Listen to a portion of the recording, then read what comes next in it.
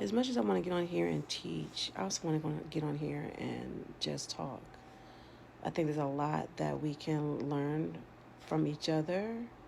And also, there's a lot that I've learned I want to share, but I don't want to share it in a way that is like, oh, here's the thing that I'm doing, so you should do the thing with me.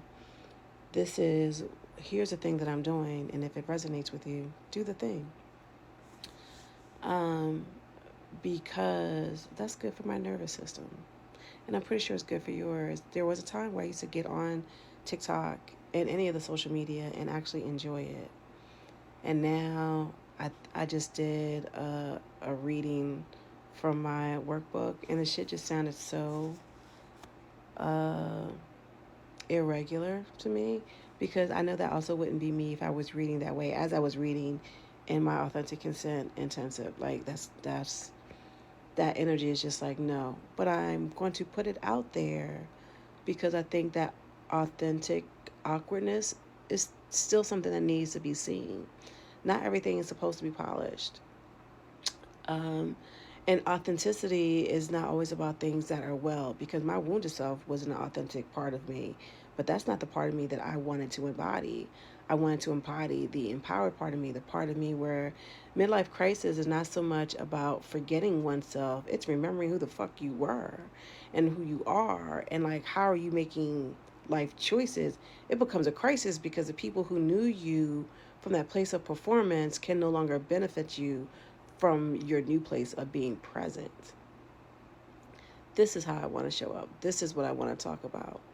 I am 52. Like, what fucking life am I waiting for? Also, um, I think a lot of questions that come up for folks that are in my space is, especially as we still continue to have these dry ass, hurtful ass conversations about sexuality and masculine and feminine and all the things that keep people in power and people in their place of privilege there, and it doesn't shake them. Because what happens when an ugly person decides that they're fucking fly? Then they're fucking fly. And who says that they're ugly? By whose standards? I think you can be attracted to a person or not attracted to a person. But if beauty is actually in the eye of the beholder, then it's in the eye of the beholder. And who are you to tell me what is beautiful? That includes myself. And so capitalism is always the thing that wants you to buy something to feel good. But sis, you have to be able to look into the mirror and recognize your damn self. That's where we are. There are people who are recognizing their self and they don't like what they see. And so instead of that spiritual practice of accountability, they're doing the shadow practice of avoidance.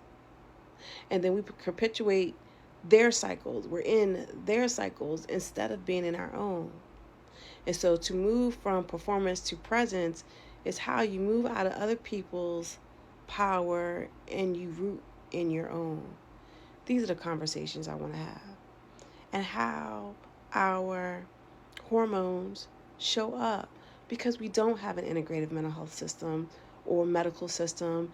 And because of that, it is up to us as an individual to do our due diligence. There was this term back in the 80s, the 70s, even an educated consumer. And then somewhere corporations was like, we don't want our fucking consumers educated, because that holds them to a greater power of accountability, the consumer.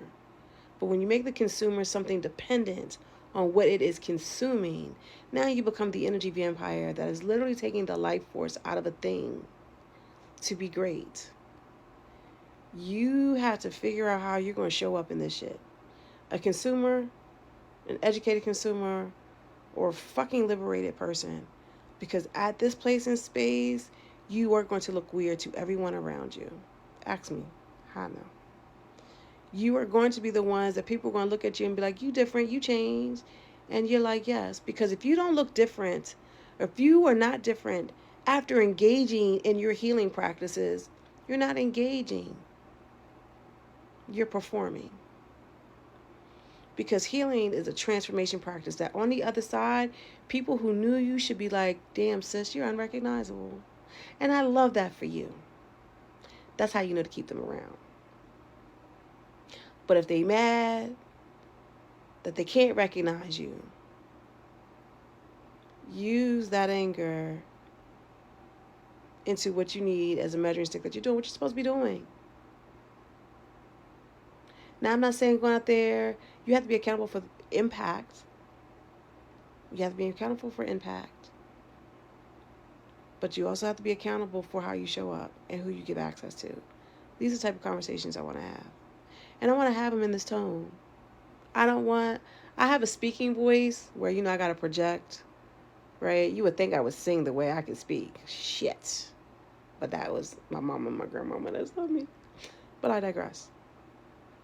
We need to have honest conversations. We can't have good sex without good conversations, quality conversations, courageous conversations. And that requires people to have courage, to do the shit that's uncomfortable. Courage is because it's uncomfortable.